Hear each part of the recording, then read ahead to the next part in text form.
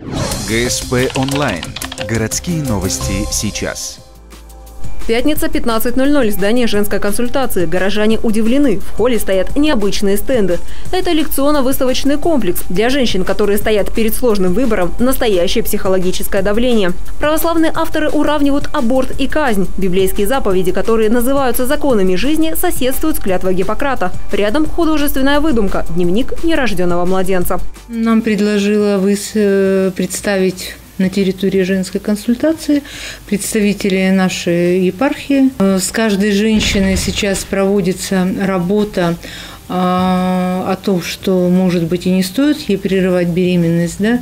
И в этом плане мы содействуем со служителями даже и Русской Православной Церкви. Елена Батракова считает, женщина должна иметь право выбора, но решение обязано быть взвешенным. В Ухтинском районе наблюдается положительная динамика. В 2013 году абортов было больше 1000, в 2014 почти на 400 меньше.